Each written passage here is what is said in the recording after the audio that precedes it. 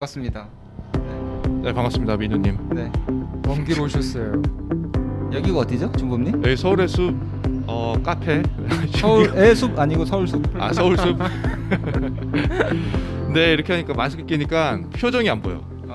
좀 안 좋긴 한데. 네, 눈웃음을 지어야 돼. 네. 이렇게. 날이 날이니만큼. 네. 최대한 눈웃음을 네. 지어볼게요. 네, 네. 일단 우리 다 재택을 하고 있잖아요. 지금 당장. 그래서 서울숲에서 이렇게 만나지 말라는데 우리는 만난 거 아니에요? 공통점에서 시작하면 될 것 같아요. 이게 외국계 광고 플랫폼에서 일을 했는데 그 이후에도 보면은 외국계 회사의 첫 번째 직원으로 한국 사업을 거의 혼자 책임지는 기관들이 있었어요. 준범님은 현재는 센서타워. 네. 최근에 저는 사실 센서타워 투자를 받은 것보다 이때까지 흑자였다는 게 훨씬 놀라웠어요. 요즘 흑자 소식 들리는 회사들이 몇 곳 있잖아요.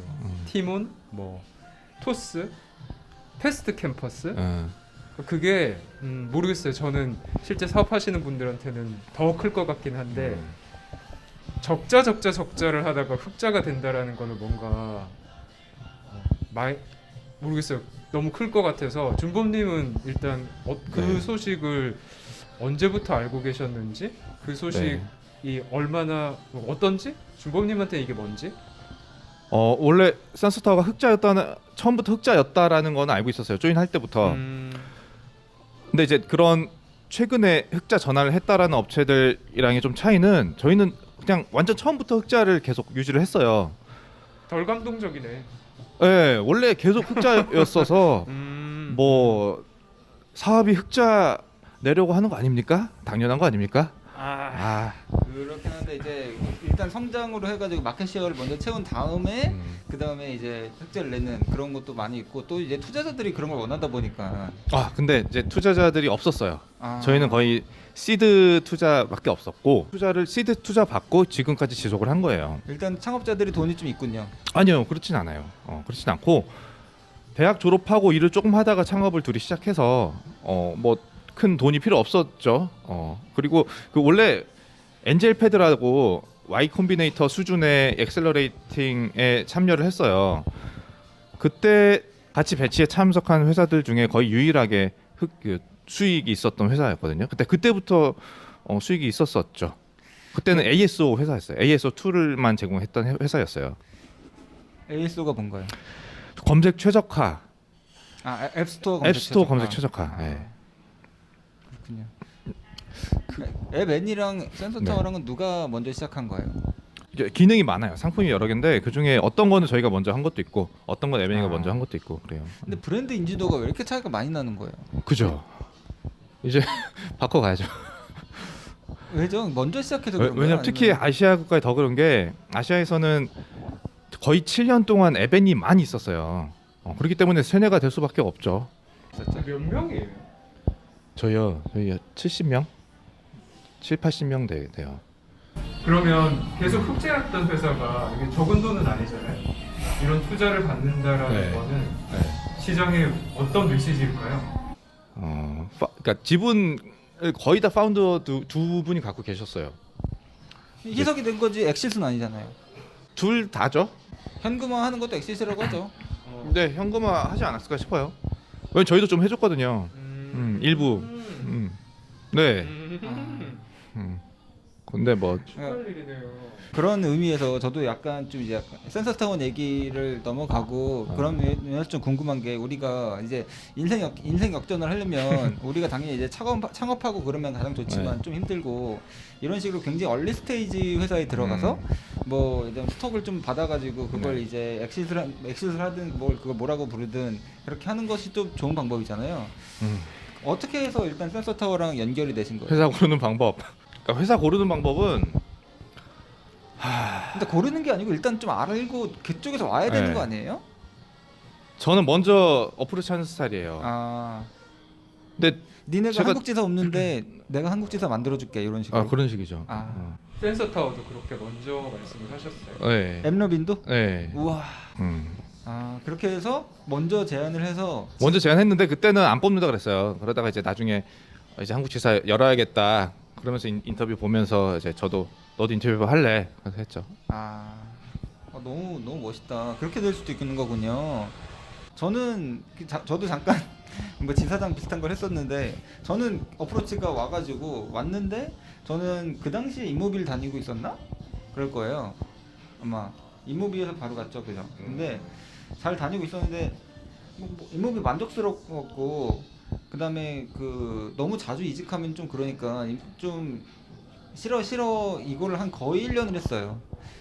1년 뭐 그러다가 그 회사가 시리즈 B를 투자를 받으니까 또 마음도 놓이고 솔직히 대박을 터뜨리려면 그 전에 가야죠. 시리즈 A 받았을 때 가야 되는데 시리즈 B 받고 나서 갔죠. 저는 그냥 보수적인 타입이었던 것 같아요. 그래서 이 몽고DB에 인수가 됐다고. 몽고DB에 인수가 됐는데 근데 그게 그 회사 이름 좀 말씀해 주세요. 램이라고 REALM. 리얼 그러니까 스펠링은 리얼 M이에요. 근데 이제 그 회사는 그냥 인수가 된 건 맞아요. 근데 그 잘 안 돼서 인수가 된 거예요. 한마디로 얘네들이 잘 못하다 보니까 이 투자자들 입장에서는 이걸 그냥 회사를 닫아버리면 그냥 다 손해잖아요. 그러니까 이렇게 하더라고요. 저도 이런 거 처음 봤는데 CEO를 이렇게 내리고 어디서 이제 이런 거 전문으로 회생시키는 CEO를 데리고 왔어요. 그런데 걔는 정말 그 양력을 보면 그 망할 회사를 살려가지고 살려서 팔고 이런 경력이 많은 사람이에요. 와가지고 정말 램을 이제 어느 정도 이제 세일즈 레비뉴를 만들어내서 그 다음에 어느 정도 이제 팔만한 상품으로 만들고 몽고DB에 판 거예요. 근데 그 판 가격을 보면 저도 당연히 가격은 정확하게 알 수 없지만 대략 투자자들이 원금 회수할 정도? 저는 대박 아니었어요 결과적으로. 네. 어쨌든 대박을 내려면 창업을 해야 됩니다. 직접. 네. 근데 또 이제 주위에 보면 그 코파운더 했는데도 되게 어려운 경우도 있고 그래서 혼자 창업을 해서 뭔가 대박을 내야 되는데 그런 건 너무 어려운 것 같고 준범님처럼 외국계 지사장 정도 하는 게 현실적으로 좋은 것 같아요. 근데 이제 대박은 아니죠. 그렇죠. 대박은 아니죠. 제가 원하는 목표 금액이 있어요. 그게 캐시 50억. 그러려면 창업을 해야죠. 부동산 빼고 캐시 50억. 몇 퍼센트 달성하셨나요? 누적이 아니라 한 방을 말씀하시는 거 아니에요? 그죠. 제가 인터뷰하면 물어봐요. 왜 하시는 거냐고. 그 질문 가져왔죠. 인터뷰는 왜 하셨어요? 목표가 여러 개 있습니다. 가장 큰 목표는 재브랜딩화. 방송이든 뭐든 이렇게 나가면 이 친구가 사기칠 리는 없겠다라는 생각이 들잖아요. 그런 믿음은 가잖아요. 맞아요. 그리고 뭐 취직을 해도 얘가 뭐 회사 뭐 기밀 가지고 튀진 않겠다. 그런 믿음은 가니까 이제 개인 브랜딩화 그리고 센서 타워 인지도를 높이는 역할을 하기 위해서 플러스 또 제가 나중에 창업을 할 수도 있기 때문에 그때를 위한 마케팅 채널을 만들기 위한 게 큽니다. 제가 미국 팟캐스트를 많이 들었는데 사업 내용을 다루는 팟캐스트 되게 많아요. 근데 한국에는 거의 없더라고요. 그래서 좀 이런 게 저는 이제 그걸 들으면서 많이 도움이 됐어요. 한국도 이런 게 필요하겠다 싶어서 했죠. 조금 더 인터뷰가 더 자주 업로드가 되어야 되지 않을까요? 데이터 메이저가 맞습니다. 더 성공하려면? 맞습니다. 그래서 처음에 2주에 한 번씩 했었는데 그게 한 달에 한 번 되고 지금 이제 2달에 한 번 되고 유튜브는 언제나 힘들죠. 힘들죠. 네. 힘들어요. 저도 유튜브 한번 업로드 뭐 영상을 만들어 보면 참 이게 어느 정도 이상의 퀄리티는 만들려고 하다 보니까 그 정말 손이 많이 가는 일이라는 생각이 듭니다. 손이 엄청 많이 갑니다. 네. 데이터 마이즈는 무슨 뜻인가요? 딱 들어도 지금 이 팟캐스트나 유튜브의 이름이기보다는 나 나중에 사업할 건데 이 이름 찝했다 그런 느낌? 맞아요. 네. 데이터 마이즈 약간 그런 것 같아요. 그러니까 좀 선이 애매한 거죠. 센서 타워 유튜브면 센서 타워 유튜브고, 예, 약간 그런 부분들은 살짝 경계에 있는 것 같아요. 근데 그게 만약에 센서 유튜브라면 본사 마케팅 팀의 제재를 받는데 그렇게 제재 받으면서까지 하고 싶진 않고. 이해합니다. 너무 이해합니다. 그래서 그게 원맨 팀의 장점 아닐까요? 그런 거 같아요. 네. 자유롭게. 이 구역은 내가 다 정한다. 네. 좋았어요. 저도 그런 거 지사하면 좋았죠. 그러면 지금은 큰 회사 다니고 있는데 그러니까 참 그런 부분들이 조심스럽다 보니까 이게 스트레스 레벨이 올라가죠. 너무 케어할 것들이 많아지니까. 사람들이 스트레스 받는 걸 여러 사람 간에 조율하는 데서 스트레스를 많이 받잖아요. 그런 부분들이 아무래도 있죠. 저는 준범님의 이때까지 경험만으로도 데이터마이즈 혹은 다른 채널로 고유한 컨텐츠는 계속 나올 것 같아요. 뭐 페이스북 페이지가 별도로 필요한 이유라든가 이런 것들이 사실은 굉장히 실용적인 팁이 될 수 있잖아요. 어떤 외국 회사에 지사를 하는데 왜냐면 그런 좌절이 또 있거든요. 한국에 제가 어떤 회사의 마케팅 담당자면 제가 뭐 광고를 돌리고 뭐 어떻게 해서 블로그를 페이스북을 키워보려고 해도 제가 아무리 해도 이 사람의 경력 때문에 채용을 한 어떤 한 사람의 그 개인의 페이스북에서의 영향력, 그 개인의 블로그의 영향력을 따라잡기가 힘들어요. 유시민 그 노무현 재단에서 그런 얘기를 했었어요. 채널에서 왜 유시민 채널은 잘 되는데 민주당 채널은 안 되나 그런 얘기를 해서 저도 약간 와닿았던 답변이 뭐냐면 사람들은 그 사람의 이야기를 듣고 싶어요. 그러니까 기업의 이야기보다는. 그러니까 예를 들면 뭐 센서 타워 이야기라 그러면 딱부터 일단 기본적으로 듣기가 싫어요. 뭔가 이 세일즈 얘기일 것 같고 뭔 얘기를 할지도 모르겠고 그 뭔가 불투명한 거죠. 근데 센서 타워에 누구든 상관없는데 하여튼 사람의 이야기를 듣고 싶은 거예요. 그 사람의 이야기. 뭐 앞으로가 더 기대되지만 센서 타워 처음 시작하실 때든 혹은 앱러빙을 처음 시작하실 때든 그때의 나를 어떻게든 돌아가서 한마디를 해줄 수 있다. 어떤 조언을 하시겠어요? 잘 될 거니까 지분을 더 챙겨라. 더 달라 그래도 안 줬을 것 같은데 좀 많이 느꼈던 게 그러니까 뭐 어떤 영업을 해야 되는데 그 고객이 내가 아무리 노력해도 안 되는 거예요. 근데 그냥 가만히 있다가 갑자기 연락 와서 그냥 하루 만에 사인하는 데도 있고 그렇기 때문에 이게 꼭 내 영향력, 나의 능력에 이게 이 실적이 달려 있는 게 아닐 수 있다. 그러니 너무 스트레스 받지 말아라. 그럼 뭐 앞으로 계획이라든지 앞으로 1년 후에는 어떻게 될까요? 센서 타워가 어디가 될까요? 아니면은 준범님이 어떻게 됐을까요? 어떻게 됐을까요? 1년 후에는 다른 사업을 하고 있지 않을까. 개인 사업을 하고 대단한 포부다. 지금 전 세계적으로 불확실성이 어느 때보다 높은 이 시점에. 저는 직장인이 제일 불확실성을 안고 사는 존재다라고 생각합니다.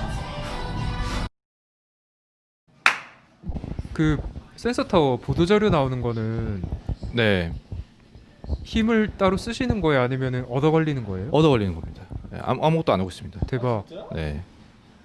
기자가 어떻게 그걸 알죠? 예전부터 센스타 블로그에 있는 내용들을 끌어서 했더라고요. 아직도 저는 아무것도 안 하고 있어요. 근데 제 경험상 기자들이랑 그냥 친하게 지내는 것도 나쁘지 않아요. 왜냐면 제 생각에 큰 회사에서는 오히려 좀 조심하거든요. 기자들이랑 그런 관계를. 근데 저희 같은 이제 막 원맨 컴퍼니 이런 경우는 솔직히 이제 막 네거티브가 나올 것도 별로 없고 하기 때문에 기자님들 이제 만나고 하면 정보 드리고 하면 좋아하시더라고요. 네. B2C가 아니니까 위험도 적당하지 않을까요? 네. 근데 그렇게 한번 실리면 연락이 와요? 연락은 안 와요.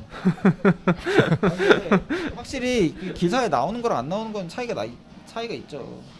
기자님한테 밥 사드리고 그 앞에 센서 타워라는 그 단어 앞에 뭐 그 센서 타워에 대한 설명, 예를 들면 뭐 이게 뭐 앱 분석 전문 서비스 센서 타워라 이런 식으로 좀 한 단어 붙여주세요. 이런 식으로 해주는 건 서로 괜찮으니까. 마케팅에 그런 분야가 있더라고요. 리크룻 마케팅? 그러니까 기사가 나오는 거는 분명 채용에는 도움이 돼요. 설령 우리 제품이 B2B라 하더라도 네. 넓게 퍼져도 그 중에는 우리 회사에 관심이 있을 그러네. 사람이 있으니까. 그렇죠. 근데 그게 아니면은 성과 측정이 안 된다라는 말씀이잖아요. 그게 한번 실렸다고 해서 연락이 오는 건 아니니까. 네, 성과 측정이 안 되죠. 네. 그래서 여기에 그러니까 뭐 검색해서 알고 연락했다라는 데가 종종 있거든요. 그래요? 그거지 뭐. 왜냐면은 솔직히 우리가 아무리 센서 타워 블로그나 개인 블로그에 쓰더라도 뉴스 사이트만큼의 그 검색 엔진 순위가 나오진 않잖아요. 그렇기 때문에 검색 엔진에 구글에 치거나 네이버에 치면 아무래도 먼저 나오는 게 언론사의 기사가 많이 나오기 때문에 그 치면 센서타워가 걸리는 기사들은 공식 블로그보다는 언론사일 경우가 많죠. 저는 제가 되게 모순적인 게뭐 PR 이런 거를 하면서 무슨 신문 되게 많잖아요. 무슨 데일리 뭐 온갖 신문이 다 있어요. 그런데 나오는 거는 이런데 하나 실리는 게 그냥 패친 한 명이 공유 하나 해주는 것보다 못하지 않나? 이렇게 생각을 하면서도 또 무슨 경제 신문, 제가 어릴 때 이렇게 종이로 봤던 그런 신문들에 실리면 또 그거를 혼자 크게 생각을 하는 거예요. 그게 제가 시대를 못 따라가고 있는 건가? 이런 생각을 하거든요.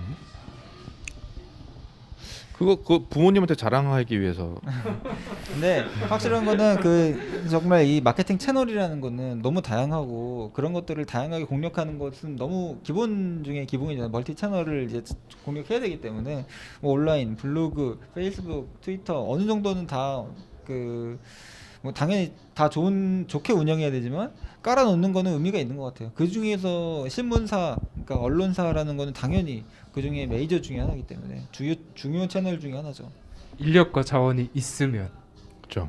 큰 회사에서 조심조심하면서 PR 마케팅은 힘들지만 저 경험상 저도 이제 보도자료 만들어서 직접 보내보고 했거든요. 그리고 이제 기자님들 만나다 보면 좀 이제 기자님들 연락처들이 조금씩 생기고 그리고 하다 보면 괜찮아요. 그냥 이렇게 어렵지 않아요. 제가 보기에는 정말 보도자료의 정석을 쓰기 위해서는 좀 어려울 수도 있겠지만 처음에 좀만 찾아보면 금방 나와요. 이전 회사 계실 때 그런 걸 직접 하셨다는 거죠? 직접 해서 보냈어요. 그래서 보도자료 형식 이런 거 찾으면 나오니까 그렇게 하고 기자님들한테 이게 기계 메일이 아니라는 걸 느끼기 위해서 기자님들 이메일 앞에서 이름을 다 써서 하나씩 보냈어요. 저는 먼저 이렇게 연락해 본 적이 없어요. 한 번도 없어요. 그냥 솔직히 뭐 예를 들면 제가 램이라는 회사 다녔지만 램 회사에서 뭐 예를 들면 2.0이 나왔다. 그러면은 솔직히 아무도 관심 없잖아요. 그리고 누가 그것 때문에 인터뷰 하자고 하지도 않는단 말이에요. 그러면은 그냥 보도자료 일단 뿌리는 거예요. 누군가 써줄 수도 있으니까. 그러면 이제 그때 그냥 그 단체 메일로 BCC를 넣어버리면은 아무도 안 써주니까 아무개 기자님 뭐 이렇게 아무개 기자님 이렇게 해가지고 뭐 기사 잘 보고 있습니다부터 해가지고 뭐 무슨 기자님의 무슨 기사를 봤습니다부터 해가지고 그렇게 하는 거 얼마 안 걸리거든요. 기자님 해봤자 몇 명 안 돼요. 그러니까 우리 업계에 있는 관련 기사를 많이 쓰는 기자님들한테 보내면 되는 거니까. 예를 들면 센서타워에 대해서 한번 써준 기자님 있잖아요. 그 기자님들한테 보내는 거예요. 연락은 해봤어요? 먼저 찾아서 써준 누군가한테? 아직 안 해봤어요. 예. 그런데 보도 자료를 낼 만한 거리가 없었어서. 그래서 저도 보도자료 낼 때 그럴 거리가 있을 때 낸 것도 있지만 좀 민망하게 이건 아무리 봐도 회사 홍보자료라서 아무도 안 써주겠다 이런 것들도 그냥 써요. 내요. 그러니까 그런 걸 미리 좀 해놨었으면 이번에 투자 받은 거 해서 이렇게 뿌렸으면 도움이 됐을 텐데 좀 아쉬운 건 있어요. 그죠. 그러니까 그러면은 예를 들면 이런 거죠. 제가 보기에는 저도 기자를 안 해봐서 모르지만 그냥 보도자료 이메일을 엄청나게 많이 받으실 거란 말이에요, 기자님들은. 그럼 그냥 거기에 있는 키워드들만 읽다가 센서타워를 처음 접하는 거보다 센서타워를 제목만 읽었을 텐데 센서타워 2.0 출시 이런 거는 그냥 넘겨버리다가 뭐 투자 받았다 그러면 또 그 관심이 있을 수 있으니까 그냥 보도자료는 꾸준히 보내는 거죠. 작은 회사 입장에서. 유님 열심히 하셨네. 램 잘 됐어야 되는데. 그래서 저 B2B 세일즈나 마케팅에 굉장히 관심이 많아가지고 책도 많이 보고 그랬는데 참 쉽지는 않았죠. 또 해보고 싶어요. 너무 재밌는 경험이었어요. 센서타운은 자유를 되게 많이 줘요. 뭐 이런 딜을 해서 이렇게 하자 하면 오케이 하는 회사가 있고 또 뭐 이런 핑계 대서 안 된다고 하는 회사가 있고. 근데 한국 실정을 모르는 상황에서 그러니까 센서타운은 전적으로 저를 좀 믿어주는 편이었고 너무 좋다. 계속 태클을 걸면 새로운 시도를 안 하게 되잖아요. 근데 정말 지사에서 태클 거는 게 지사의 잘못인 경우도 있지만 그 신뢰를 얻어내는 것도 또 그 지사장의 맞죠. 뭐 맞아요, 의무? 맞아요. 뭐 그 능력이죠. 능력이랑 맞아요. 필요한 일 중에 하나죠. 맞아요. 비행기 타고 날아가서 야 나 이런 사람이야, 괜찮은 사람이야, 나 믿어줘, 예스 해줘 이렇게 해준 것도 맞는 것 같아요. 필요한. 그 당시에도 센서타워라는 회사를 또 재보셨잖아요, 미리. 그때는 평가 항목에 들어있지 않았지만 지금 보니까 이거는 정말 중요한 건데 미처 평가를 못했고 빠뜨렸다. 지금 다시 평가를 한다면 이 점은 반드시 평가를 했을 것이다. 일단 아무것도 없는 거에서 시작해서 뭔가 읽어내는 게 재미가 있어서 재밌겠다. 그때 평가 안 했었더라면 싶은 거는 뭐 딱히는 없어요. 근데 이제 생각보다 인지도가 안 오르는구나. 이게 마케팅이 이렇게 중요하구나. 퍼스트 무버가 이렇게 중요하구나는 많이 느끼죠. 회사는 나의 레퍼런스 책을 하잖아요. 근데 저는 저의 보스가 될 사람의 레퍼런스 책을 해본 기억이 없어요. 근데 그게 너무 중요하잖아요. 중요하죠. 커리어를 쌓아나가면서 언제나 그런 것 같아요. 예를 들면 뭐 어느 회사에 가든지 간에 솔직히 요즘에도 그런 거 많이 보거든요. 회사보다 어떤 상사를 만나는지가 중요하다. 하지만 어떤 상사를 만나는지는 알 수가 없어요. 회사는 알 수 있지만 내가 지원하기 전에. 맞아요. 똑같은 거죠. 뭐 그거는 어쩔 수가 없어요. 좀 슬픈 일이죠. 그게 너무 웃겨요. 그러니까 막 협상을 해요. 뭐 이것저것 뭐 A, B, C 막 협상을 하는데 정작 이게 잘했고 못했고를 결정할 훨씬 큰 거는 보스가 누구냐? 보스가 어떤 사람이냐? 인데 그거에 대해서는 사전에 평가를 거의 못하는 환경? 맞아요. 그렇죠? 글래스도어를 저는 많이 봐요. 그리고 이제 글래스도어 볼 때 리뷰 좋은 거는 볼 필요 없고 안 좋은 리뷰만 골라서 보면 이제 좀 파악이 되더라고요. 이 정도의 나쁜 거는 얘가 잘못된 거다. 뭐 이런 거 약간 감이 있잖아요. 그런 거 보면서. 글래스도어가 저희 센서타워도 되게 높고 엠너도 되게 높아요. 그래서 저는 좀 믿는 편이에요. 여기 글래스도 이렇게 장악하는 나가죠. 앱스플라이어 글래스도어는 혹시 가보셨어요? 저는 가보지 않았어요. 근데 회사에서 신경을 쓰죠. 그거 하나만 해도 저는 미국 회사, 그러니까 큰 회사에서는 전문가가 또 손을 대야 하는 영역이 아닐까요? 외부에서 우리 회사를 평가하는 어떤 모든 것들에 대한 관리? 리뷰하니까 제가 최근에 일본 쪽 웹을 좀 봤는데 B2B 솔루션 리뷰하는 사이트가 되게 많아요. 근데 한국은 전무하거든요. 거기는 잘 돼 있는 데는 이걸 리뷰하는 사람이 뭐 하는 사람인지 프로필까지 다 박혀 있어요. 이 사람은 언제 무슨 경험을 근거로 이 제품에 대해서 이런 평가를 하는지가 다 투명하단 말이에요. 한국에 그게 없는 거는 시장이 작아서일까요? 그거를 그 아이템을 누가 좀 해보라고 해보세요. 게임의 이명철 대표님이 그 아이템 해봐라. 근데 그걸 전 이제 데이터 마이저 콘텐츠로 한번 해볼까라는 생각은 했었어요. 인생 만화. 인생 만화요? 전 이태원 클라스. 그 질문을 하신 찰리님의 인생 만화가 뭔가요? 슬램덩크?